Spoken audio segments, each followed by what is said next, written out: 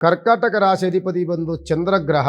ಅವರಿಗೆ ಆದಾಯ ವ್ಯಯ ಇರುವಂಥದ್ದು ಕರ್ಕಾಟಕ ರಾಶಿಯವರಿಗೆ 14 ರೂಪಾಯಿ ಆದಾಯ ಇದ್ರೆ 8 ರೂಪಾಯಿ ಅಷ್ಟು ಖರ್ಚನ್ನು ಮಾಡ್ತೀರಿ ಅಷ್ಟೇ.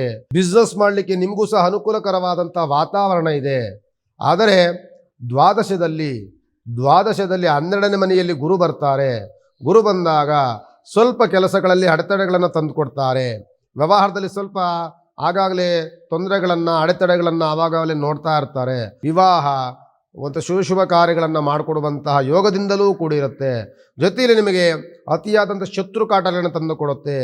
ಆರೋಗ್ಯದಲ್ಲಿ ವ್ಯತ್ಯಾಸವನ್ನು ತಂದುಕೊಡುತ್ತೆ. ಇದರ ಬಗ್ಗೆ ಗಮನಹರಿಸಬೇಕಾಗುತ್ತೆ.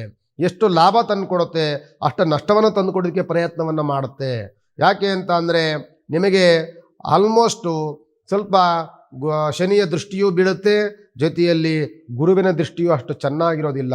ಆದ್ದರಿಂದ ನಿಮಗೆ ತಂದು ಕೊಡುವಂಥದ್ದು ಆರೋಗ್ಯದಲ್ಲಿ ವ್ಯತ್ಯಾಸ, ಕುಟುಂಬದಲ್ಲಿ ಕಲಹ, ತಂದೆ ಜೊತೆಯಲ್ಲಿ ದ್ವೇಷ, ದಾಯಾದಿ ಕಲಹಗಳನ್ನು ತಂದುಕೊಡುವಂಥದ್ದು, ಸಣ್ಣ ಸಣ್ಣ ವಿಚಾರಗಳಿಗೂ ಸಹ ಕೋಪದ ವಾತಾವರಣ, ಸ್ವಲ್ಪ ಮನಸ್ಸಿನ ಕಸಿಬಿಸಿ ಮಾಡಿಕೊಳ್ಳುವಂಥದ್ದು, ಗೊಂದಲಗಳಿಗೆ ಗೂಡಾಗುವಂಥದ್ದು, ಇದೆಲ್ಲವನ್ನು ತಂದುಕೊಡುತ್ತೆ.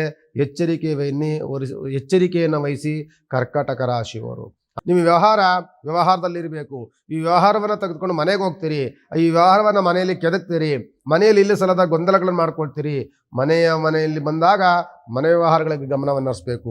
ಹೊರಗಡೆ ಪ್ರಪಂಚದಲ್ಲಿ ನಾವೇನು ವ್ಯವಹಾರಗಳನ್ನು ಮಾಡ್ತೀವಿ ಅದು ಅಲ್ಲೇ ಇರಬೇಕು. ಎರಡನ್ನೂ ಸಹ ಮನೆಗೆ ತಂದು ಮಿಶ್ರಣವನ್ನು ಮಾಡಿ ಮಕ್ಕಳ ಮೇಲಾಗಲಿ, ಹೆಂಡತಿ ಮೇಲಾಗಲಿ, ತಂದೆ ತಾಯಿಗಳ ಮೇಲಾಗಲಿ ಅದನ್ನು ತೋರಿಸಿದ್ರೆ ಅವ್ರು ಏನೂ ಮಾಡಲಿಕ್ಕಾಗೋದಿಲ್ಲ. ಗಲಾಟೆಗಳಾಗುತ್ತೆ, ಗೊಂದಲಗಳಾಗುತ್ತೆ, ಮನಸ್ಸಿನ ಸ್ಥಿತಿಗಳು ಬದಲಾವಣೆಗಳಾಗುತ್ತೆ. ಜೊತೆಯಲ್ಲಿ ಕುಟುಂಬದಲ್ಲಿ ಅಶಾಂತಿ ಸೃಷ್ಟಿಯಾಗುತ್ತೆ. ಇದನ್ನು ನಾನು ಕಿವಿ ಮಾತನ್ನು ಹೇಳ್ತೇನೆ. ಆದಷ್ಟು ಸಹ ಈ ವ್ಯವಹಾರಗಳನ್ನು ಬಹಳ ಚಾಕುಚಕ್ಯತೆಯಿಂದ, ಬಹಳವಾದಂತಹ ಒಂದು ಉತ್ತಮವಾದಂತಹ ಒಂದು ಬುದ್ಧಿಶಕ್ತಿಯಿಂದ ಅದನ್ನು ವ್ಯವಹಾರಗಳನ್ನು ಮಾಡಿ. ಯಾಕೆಂದರೆ ನಾನು ಆಗಲೇ ಹೇಳಿದೆ, ಆರೋಗ್ಯದಲ್ಲಿ ವ್ಯತ್ಯಾಸಗಳನ್ನು ತಂದುಕೊಡುತ್ತೆ, ಶತ್ರು ಬಾಧೆಗಳನ್ನು ತಂದುಕೊಡುತ್ತೆ, ಇಲ್ಲ ಸದರ ಊಹಾಪೋಹಗಳನ್ನು ತಂದುಕೊಡುತ್ತೆ, ಅಶಾಂತಿನ ಸೃಷ್ಟಿ ಮಾಡಲಿಕ್ಕೆ ಪ್ರಯತ್ನವನ್ನು ಮಾಡುತ್ತೆ. ಅದರ ಬಗ್ಗೆ ಎಚ್ಚರಿಕೆಯನ್ನು ವಹಿಸಿ.